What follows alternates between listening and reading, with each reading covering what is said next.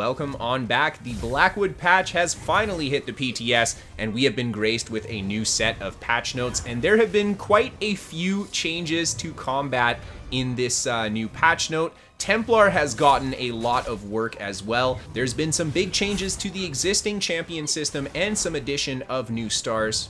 And of course, there is the new companion system, so there's quite a bit to go over in this video. I have another video going over all of the new sets and set changes that were added in the new patch, so if you guys want to check that out, there's a link down in the description for you. Of course, if you guys enjoy the content, consider hitting that like button. It helps out a lot with furthering the growth of the channel, and if you guys want to hit that sub button, you can stick around for more ESO content coming in the future. Without further ado, let's take a look at these changes, starting off with the combat and gameplay.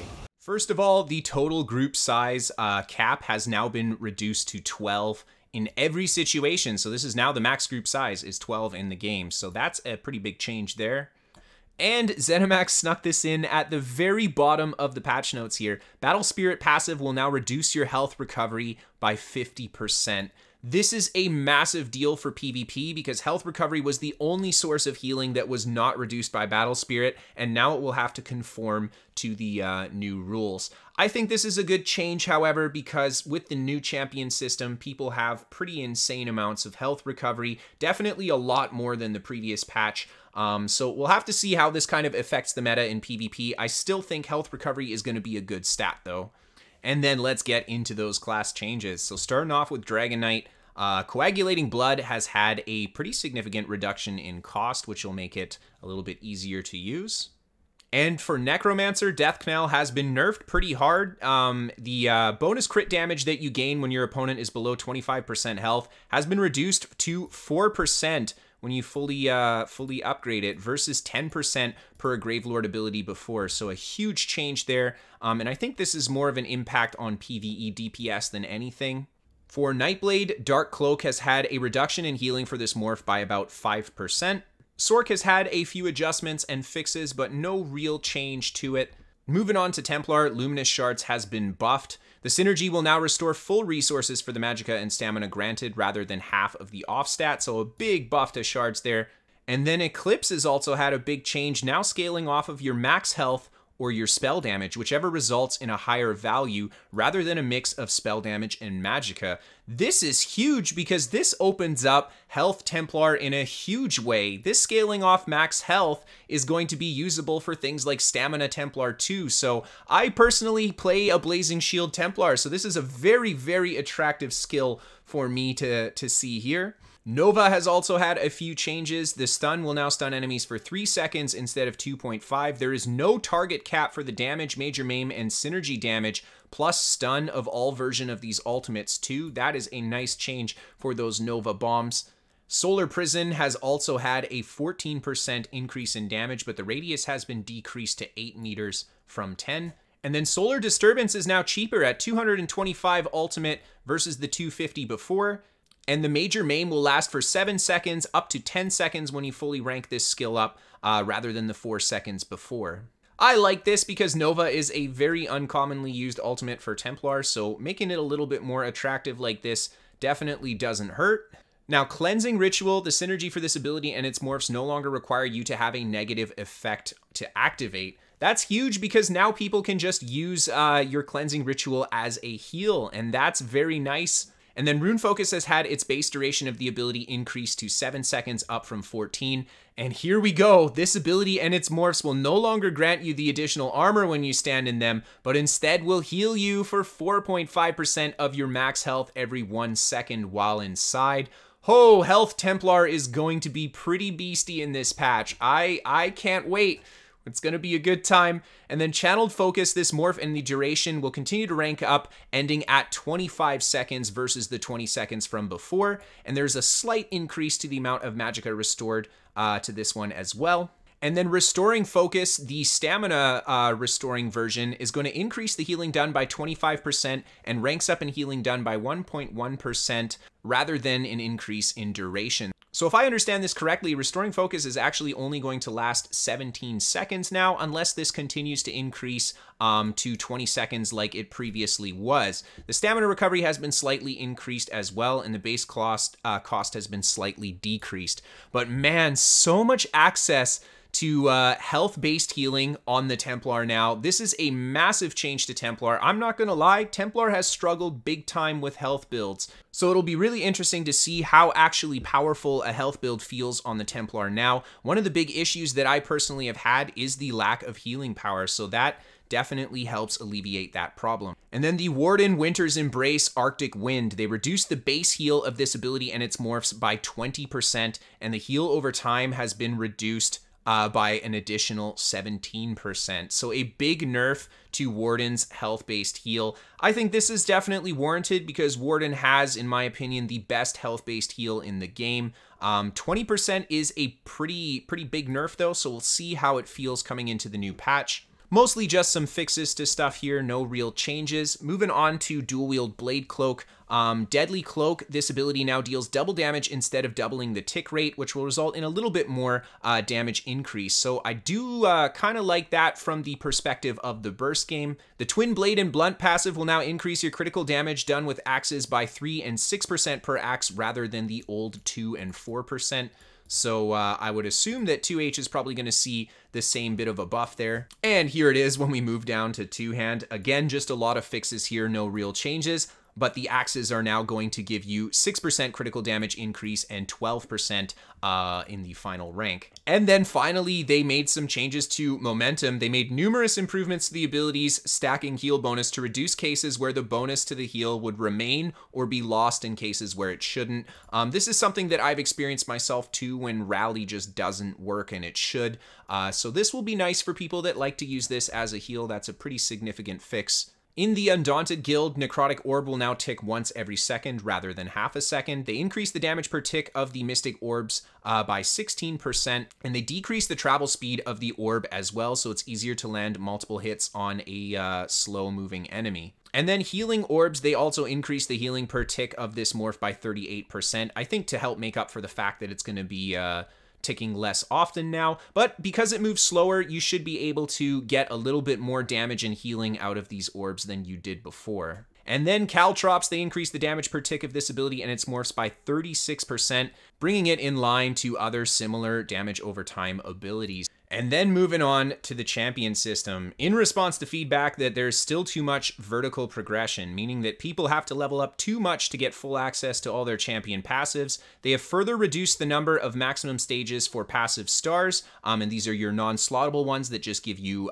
passive kind of increased stat effects. And this will lower the vertical progression cap to 1,560 for the Warfare tree and 1,626 for the Fitness tree. So basically, people are going to be able to approach maximum power sooner. However, this change will reduce the maximum power of the overall champion system. So net, we could see people actually losing like DPS and stuff coming into this new patch. So we don't have access to the PTS to see how they've kind of adjusted these stars. However, they did give us a little bit of a breakdown of what they've done here. The following stars have now gone down to 2 stages from 4. That's Bashing Brutality, Defiance, Hasty, Hero's Vigor, Sprinting, and Tireless Guardian. These are, of course, in your fitness trees. Fortification, Savage Demise, Tumbling have been reduced to 2 stages from 3. And then Nimble Protector and Tempered Soul have gone down to 2 stages from 5 stages. So there you go. That's why it's going to take a lot less points to fully max out your passives on your character now. Now moving on to the Warfare tree, they have added 6 new stars to the Warfare tree. And these are going to be in a new final sub-constellation called the Master Curation. And these are all going to be slotted stars as well, so you're not going to be able to just get these as passive effects. Now, the first new star is Enlivening Overflow. Overhealing yourself or an ally grants them max health, magicka, and stamina recovery equal to 0.5% of your max magicka for 6 seconds, up to the cap of 150. And this can occur once every 12 seconds per target. Singular stage is worth 50 points. This seems like it'll be pretty interesting. From the Brink, Healing yourself or a target under 25% health grants them a damage shield that absorbs 2,200 damage per stage for 6 seconds on a 30-second cooldown, and there's 5 stages at max 10 points per a stage. So that's going to be an 11k damage shield at max stages when you drop below a certain health point. That'll be really good in PvP. Hope Infusion, healing yourself or an ally under 50% health grants them minor heroism. The duration is based on your magicka recovery, granting them 1 second for every 300 recovery, and this effect can occur once every 10 seconds per target, the single stage, and it's worth 50 points. Very interesting passive here. Actually, cool to see ultimate gen be based off of something like your total recovery. It'll be interesting to see how this plays out. And then we've got Mastered Arms, increase your damage done with direct damage attacks by 2% per a stage, 5 stages at max, and that's 10 points per a stage. This is a returning star that we've seen before, and this is always great for those burst builds that deal a lot of direct damage. The Salve of Renewal, when you remove a negative effect from yourself or an ally, you heal them and allies within 8 meters, an 8-meter radius of them for 1,280 health per stage. 5 stages at max and 10 points per a stage. So that's going to be around a 6k heal when you remove a negative effect from yourself or an ally. I don't think there's going to be a cooldown on this either, so yeah, this could be very, very strong for something like a Necromancer using that health-based purge. Pretty much, your purge is not just free, it heals you too. And then moving on to the last one, Weapons Expert. Increase your damage done with light and heavy attacks by 3% per stage, 5 stages at max, and 10 points per a stage. And this is a returning star that we had in the old champion system. And then these following stars in the Warfare tree have gone down to 2 stages from 4. The Blessed, Eldritch Insight, Elemental Defender, Hardy Piercing, Precision, and Preparation, and Quick Recovery and Tireless Discipline. So there you go. There has been a lot of reduced passive stars required here, and that's basically why you're not going to need to level up to CP rank 2000 in order to get all your passives now. So a huge new addition that we're getting with this patch is Companions, which is basically an NPC that's going to follow you around and aid you in combat. There are going to be restrictions to this companion, of course. You cannot use them in PvP, and if you're going to bring them into a population-limited instance such as a dungeon, they will actually count as an additional player. I actually like this because if you're in a 2-man group with your friend or something, you can both pull your companions out and you have the full party required to do a 4-man dungeon. Now, the companions are also going to be fairly customizable. You'll be able to equip certain gear on them, and you're also going to be able to change the skills and active abilities that they use as well. So this leads me to believe that the companions will be able to fill certain roles based on what you want them to do and how you build them. So it adds another layer of buildcraft to the PvE game, which I think is pretty cool. Companions are also going to level up as you do combat with them. They'll start at level 1 and have a maximum level of 20. They're going to gain experience basically through combat, and they do gain bonuses from other experience boosters such as holiday bonuses as well as Psijic Ambrosia and stuff like that. And of course, as your companion levels up, they will become more powerful. They will also unlock additional ability bar slots and of course unlock more class abilities. And this includes an ultimate ability for them too, so it'll be cool to see what the companions can do. The companions are going to have their own skill lines too. They're going to have class skills, weapon skills, armor skills, guild, and racial skills. There's going to be a variety of different ways to level these up, but basically if you want to level up your weapon skills, you're going to have to equip the weapons that you want them to. If you want to level up the armor skill that you want, you have to equip the weight of armor that you want to level up. And of course, the guild skill lines are going to be leveled through completing specific solo daily quests associated with the guild for the active companion. There's also going to be a rapport system with the companion. Basically, do they like you or not when you first get them? They will be at a lower rapport level, but as you raise their rapport with you, you will get access to personal information about them, and you will also get some associated quests from the companion. Now, if you have a very low tier of rapport with them, the companion might choose to part ways with you for a certain amount of time. So it doesn't seem like this is going to be permanent, but more of like you can't use your companion for an hour because you treat him really bad. Now, the gear that you put on your companion is going to be distinct from the gear that you wear on your player. That means you won't be able to take your favorite sets and throw them on your companion. Companion gear unlocks with a set of untraded white equipment based on their background. Now, companion equipment does not include a level, it cannot be enchanted, and it does not require repairs, and it does not include an inherent style appearance. Now, the appearance of your companion is going to be very customizable still. You'll be able to change the appearance, I'm assuming, through the same system that you change your own kind of costume with. There will be an option to change your companion's appearance too. You will also be able to purchase more white companion equipment from the different vendors throughout the world, allowing you to customize your companion role accordingly. This is pretty cool because it adds more value to these different shops in the world, and I myself am kind of excited to run around and see what different gear the various world merchants will sell for your companion to use. Now, you will be able to get higher quality equipment for your companion with traits, and they're going to be obtained from monster drops throughout the world, particularly bosses. I'm not sure if you're going to be able to upgrade the existing white companion gear or not. I want to say that you probably will, but I didn't see anything in the patch notes saying that you could. So it might just be you got to get the good drops from bosses in order to make your companion really strong. And the companion's equipment is actually going to have its own unique traits too. We have Quickened, which is cooldown reduction, and that's the abilities that your companion uses. Prolific for ultimate generation, Focused for critical strike chance, Shattering for penetration, Aggressive for damage done, Soothing for healing done, Augmented for ability buff and debuff duration. So that's kind of cool to see because it means your companion could play a very supportive buff debuff role.